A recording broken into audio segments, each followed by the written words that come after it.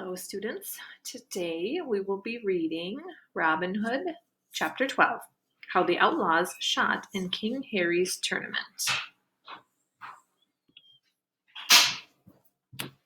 Chapter 12, How the Outlaws Shot in King Harry's Tournament. The king is into Finsbury Field, marching in battle ray, and after follows bold Robin Hood, and all his yeomen gay.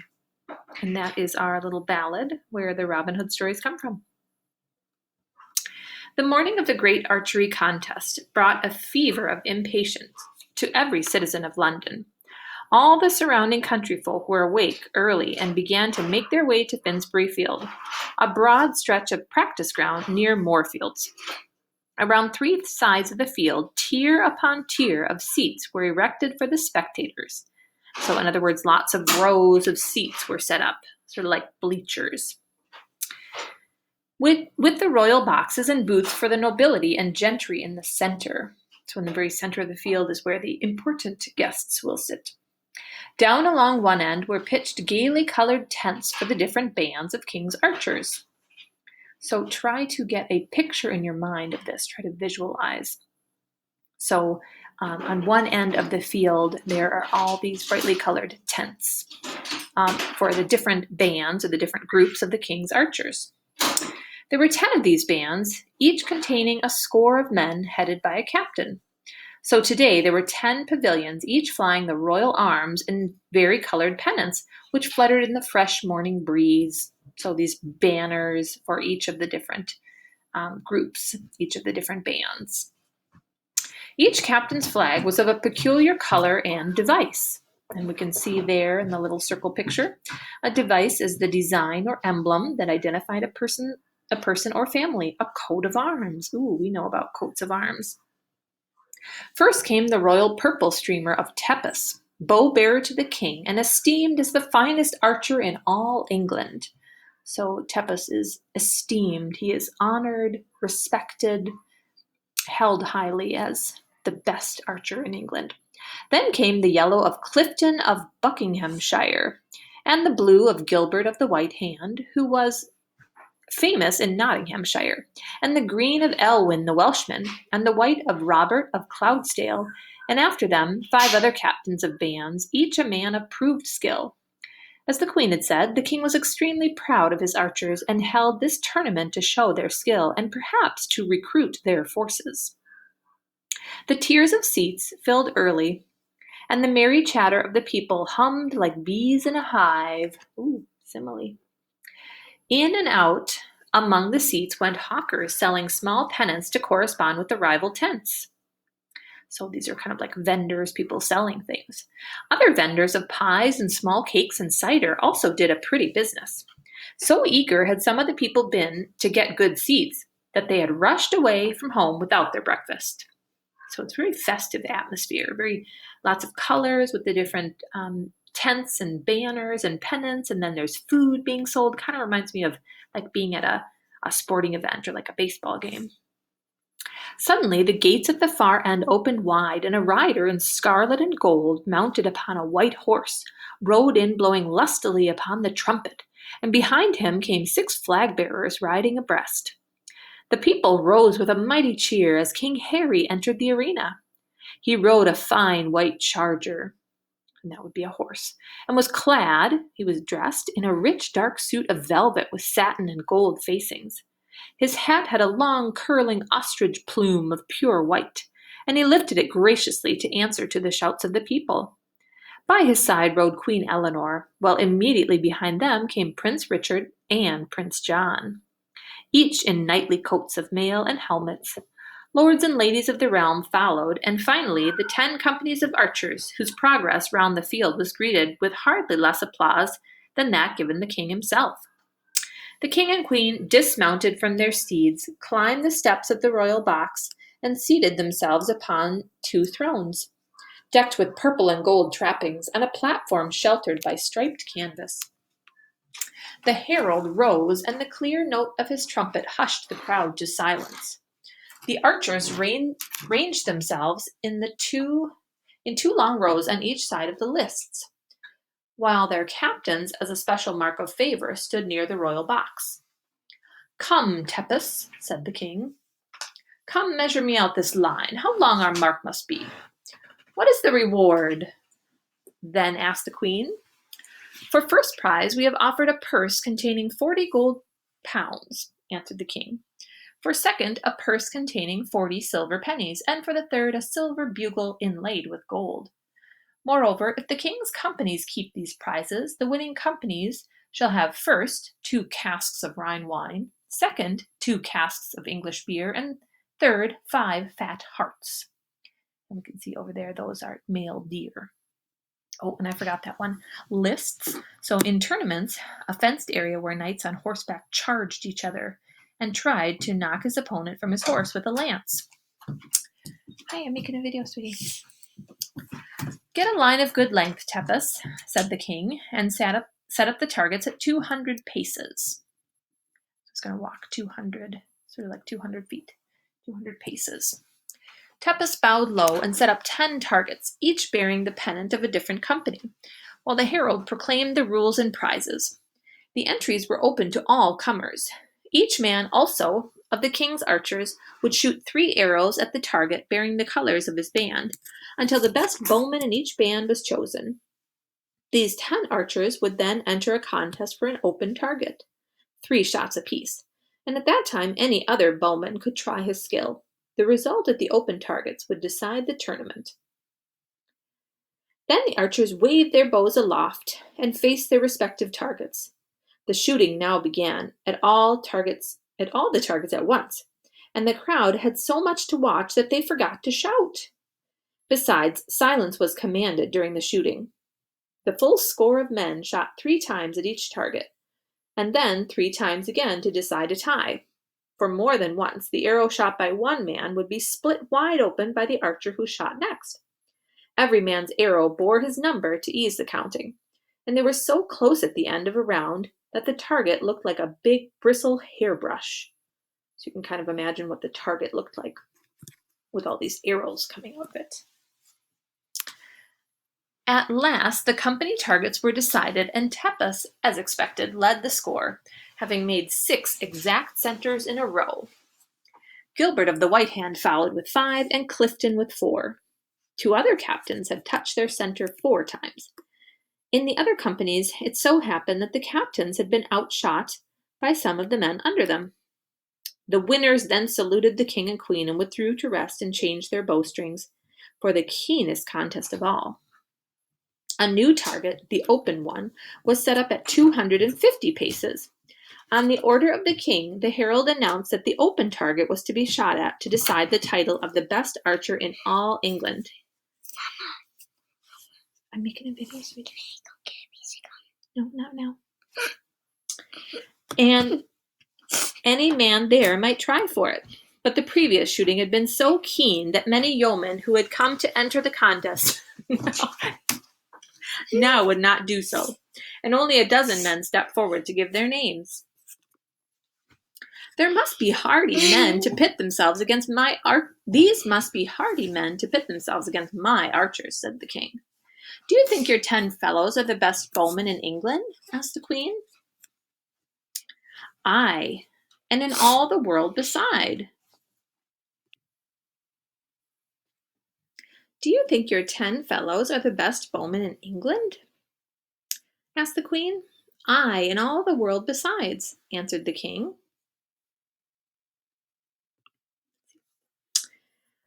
And I will stake 500 pounds on it. I am inclined to take your wager, said the queen, and will do so if you grant me a favor. So they're going to have like a friendly bet. It's like, I bet you $10 that something. So a wager is like a bet. I'm inclined to take your wager, said the queen, and will do so if you grant me a favor. What is it? Asked the king. If I find 5 archers who can outshoot your 10, will you grant my men full amnesty?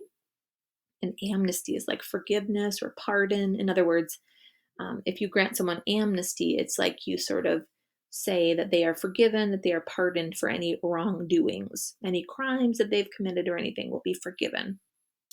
Absolutely, said the king in good humor. I tell you now, your wager is in jeopardy, for there never were better bowmen than Tepus and Clifton and Gilbert. Said the queen, puckering her brow as though lost in thought. I must see if anyone present can aid me in my wager. Boy, call Sir Richard of the Lee and the Bishop of Hereford here. They came forward. Sir Richard, she said, would you advise me to agree to a wager with the king that I can produce other archers as good as Tepus and Gilbert and Clifton?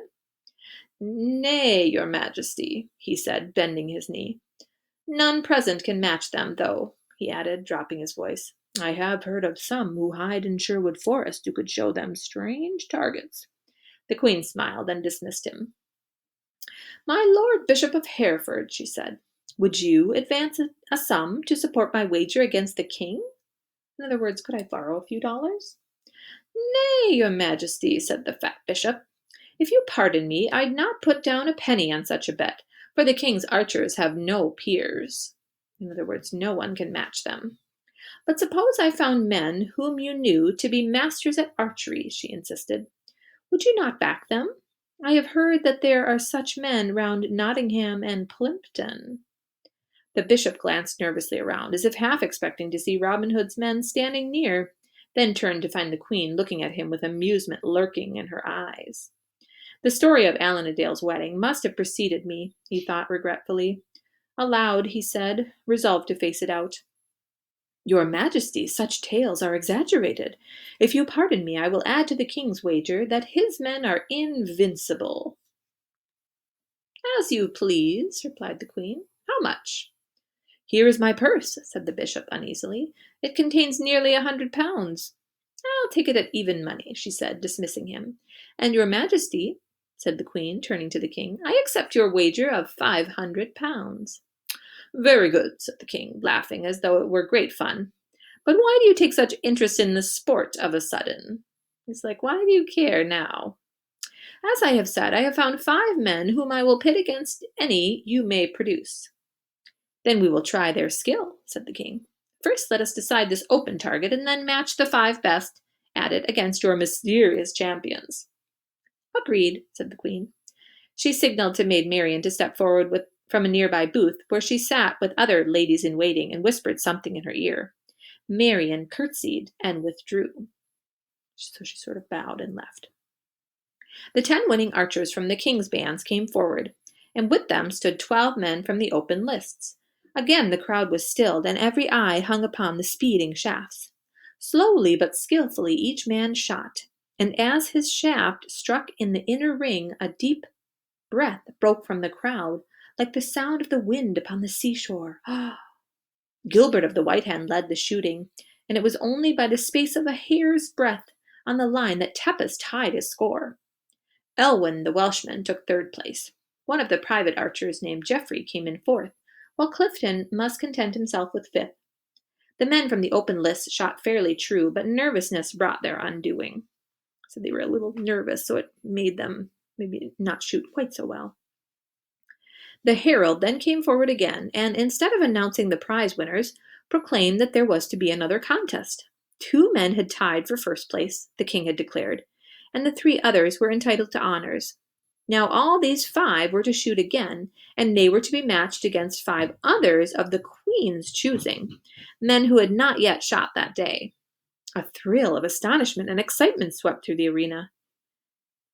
Who were these men of the queen's?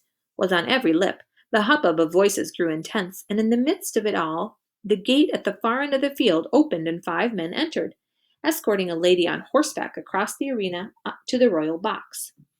The lady was instantly recognized as Mistress Marian, but no one seemed to know the faces of her escort. 4 were clad in Lincoln green, while the 5th, who seemed to be the leader, was dressed in a suit of scarlet red. Each man wore a close-fitting cap of black with a curling white feather. For weapons, they carried simply a bow, a sheaf of new arrows, and a short hunting knife. When the little party came before the platform on which the king and queen sat, the yeomen raised their caps humbly while Maid Marian dismounted. She got off her horse. Your gracious majesty, she said, addressing the queen, these are the men for whom you sent me, and who are now come to wear your colors and serve you in the tournament. The queen leaned forward and handed them each a scarf of green and gold. Locksley, she said in a clear voice, I thank thee and thy men for this service. I have laid a wager with the king that you can outshoot the 5 best of his bowmen. The 5 men pressed the scarves to their lips to show their loyalty. Ooh, this is a display of courtly love. Remember, some ladies would give a little scarf, a little favor to some men, and they would sort of wear it as a way of showing that they will win the tournament for their lady. The king turned to the queen inquiringly. Who are these men? He asked. Up came the Bishop of Hereford, growing red. Your pardon, my lord, he cried, but I must denounce these fellows as outlaws. That man in scarlet is none other than Robin Hood himself. The others are Little John and Will Stutely and Will Scarlet and Allan a Dale, all famous in the north country for their deeds of violence. Right, so the bishop is denouncing them. He is pointing his finger at, accusing them as outlaws. As my lord bishop personally knows, added the queen. The king's brow grew dark.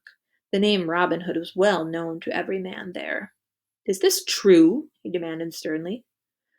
Ay, my lord, responded the queen calmly, but I have your royal promise of amnesty. Remember, you promised that you would forgive and pardon. Oh, that I will keep, said the king, holding his anger in check by a mighty effort. But I grant only 40 days of amnesty. When this time is past, let these outlaws look to their safety. So, in other words, he will give them 40 days of forgiveness and pardon. And after that, they better watch out.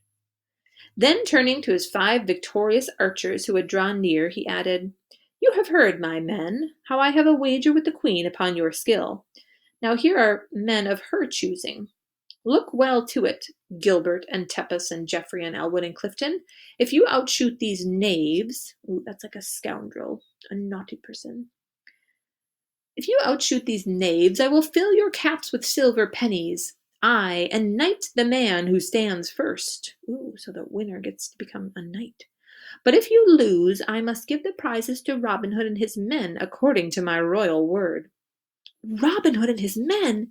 The saying flew round the arena with the speed of wildfire, and every neck craned forward to see the famous fellows who dared to face the king's anger because of the queen. Another target was now set up, at the same distance as the last, and it was decided that the 10 archers should shoot 3 arrows in turn. Gilbert and Robin tossed up a penny for the lead, and it fell to the king's men, so Clifton was to shoot first.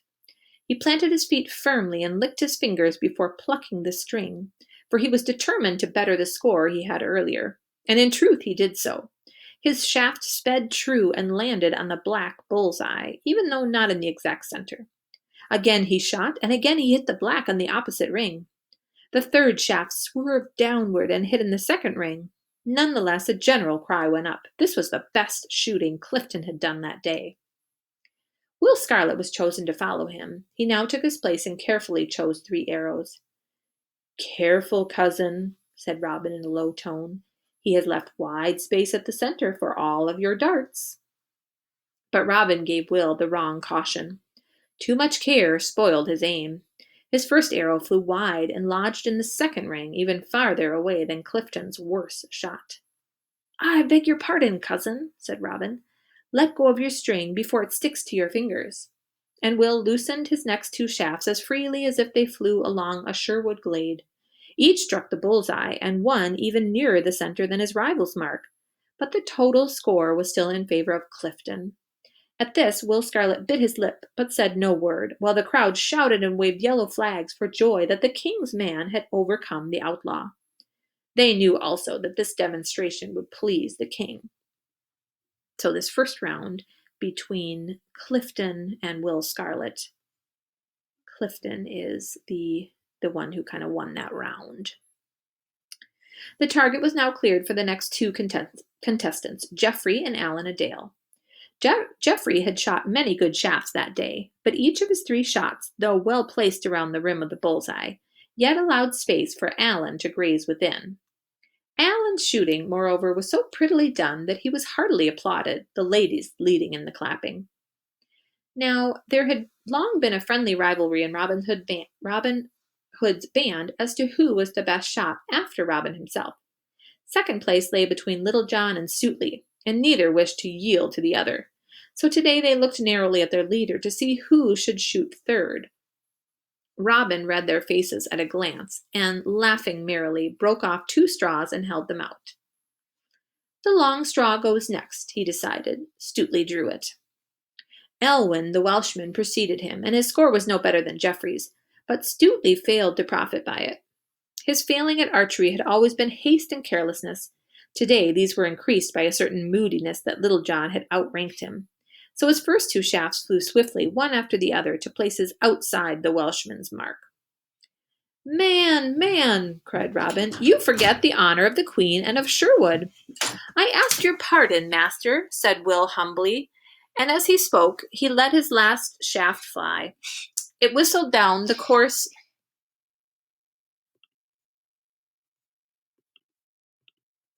"Man, man," cried Robin, "you forget the honour of the Queen and of Sherwood." "I ask your pardon, master," said Will humbly, and as he spoke he let fly his last shaft. It whistled down the course and struck in the exact centre, the best shot yet made. Some shouted for Stuteley and some shouted for Elwyn, but Elwyn's total mark was declared the better. Then the king turned to the Queen. "What do you say now?" said he in some triumph. "2 out of the 3 first rounds have gone to my men. Your outlaws will have to shoot better than that in order to save your wager." The Queen smiled gently. All right, let's pause just a minute. So 2 out of the first 3 have gone to the king's men. So we have, let's go back to Clifton.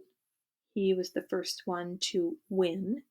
And then, the next one is Geoffrey and Alan a Dale. And Alan won that round, it looks like. His shooting was so prettily done that he was heartily applauded.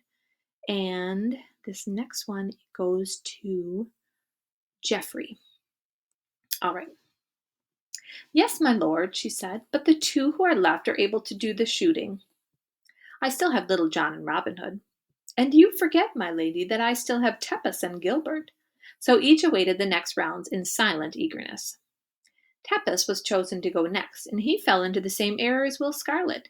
He held the string a moment too long, and both his first and his second arrows landed off center. One of them, however, came within the black rim, and he followed it up by placing his third in the full center, just as Stuteley had done with his last. These 2 centers were the best shots that had been made that day, and loud applause greeted the second one. But the shouting was as nothing to the uproar that followed Little John's shooting. That good-natured giant seemed determined to outdo Tepus by a tiny margin in each separate shot, for the first and the second shafts grazed his rivals on the inner side, while for the third Little John did the old trick of the forest. He shot his own arrow in a graceful curve, which descended from above upon Tepus's final center shaft, with a glancing blow that drove the other out and left the outlaws in its place. So his arrow kind of bumped out Tepus's arrow. The king could scarcely believe his eyes. "By all that is sacred," said he, "that fellow deserves either a dukedom or a hanging. He must be in league with Satan himself. I never saw such shooting before." "The score is tied, my lord," said the Queen. "We have still to see Gilbert and Robin Hood." Gilbert now took his stand and slowly shot his arrows one after another into the bull's-eye. It was the best shooting he had done yet, but there was still the smallest of spaces left if you look closely at the very center. "Well done, Gilbert," said Robin Hood. "Now if you had placed one of your shafts there," loosing one of his own, "and another there," out sped the second, "and another there," the third was launched, "perhaps the king would have declared you the best bowman in all England." But the last part of his speech was drowned in a wild tumult of applause. His first 2 shafts had packed themselves into the small space left at the bull's-eye, while his third had split between them, taking half of each, and making all 3 appear from a distance as one immense arrow. So it kind of looked like there was just one big arrow sticking right out of the center of the bull's-eye. Up rose the king in amazement and anger. "Gilbert is not yet beaten," he cried. "Did he not shoot within the mark 3 times? And that is allowed a tie in all the rules of archery." Robin bowed low. "As it pleases your majesty," said he. "But may I be allowed to place the mark for the second shooting?" The king waved his hand sullenly. Then Robin prepared another old trick of the greenwood, and got a light peeled willow branch, which he set in the ground as a target. "There, friend Gilbert," called he gaily, "perhaps you can hit that." "I can scarcely see it from here," said Gilbert, "much less hit it, but for the king's honor I will try." But this final shot proved his undoing, and his shaft flew harmlessly by the thin white streak. Then Robin came to a stand again, picked up his arrow with great care, and tried his string. The crowd was silent as he drew the good yew bow back to his ear, glanced along the shaft, and let the feathered missile fly. Straight it sped, singing a note of triumph as it went. The willow wand was split in two, as though it had been sliced by a hunter's knife. "Verily, I think your bow is aided by witchcraft," said Gilbert. "I did not believe such shooting possible."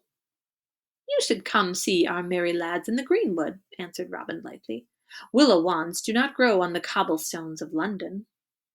Meanwhile the king in great anger had risen to depart, first signing to the judges to distribute the prizes. He never said a word, good or ill, to the queen, but mounted his horse, and followed by his sons and knights, rode off the field. The archers dropped upon one knee as he passed, but he gave them a short, sinister look, and was gone. Ooh, sinister. Then the queen beckoned the outlaws to approach, and they knelt at her feet. "Right well have you served me," she said, "and sorry am I that the king's anger is aroused by it. But fear not, his word holds true. As to these prizes you have won, I add others of my own. The wagers I have won from his majesty the king, and from the lord bishop of Hereford. Buy with some of this money the best swords you can find in London, for all your band. Call them the swords of the queen, and swear with them to protect all the poor and helpless, and all the women who come your way." "We swear," said the 5 yeomen solemnly. Then the queen gave each of them her hand to kiss, and arose, and departed with all her ladies. And after they were gone, the king's archers came crowding around Robin and his men, eager to get a glimpse of the fellows about whom they had heard so much. And behind them came a great crowd of the spectators, pushing and jostling to come nearer. Next the judges came up and announced to each man his prize, according to the king's command. Robin was given the purse containing 40 golden pounds, to Little John went the 40 silver pennies, and to Allan a Dale the fine inlaid bugle, much to his delight. But when the Rhine wine and English beer and hearts were spoken of, Robin said, "Nay, what need we of wine or beer so far from the greenwood? And it would be like carrying coals to Newcastle to drive those hearts to Sherwood. Now Gilbert and Tepus and their men have shot well, therefore the meat and drink must go to them, if they will accept it from us." "Right gladly," replied Gilbert, grasping his hand. "You are good men all, and we will toast you, every one, in memory of the greatest day at archery that England has ever seen."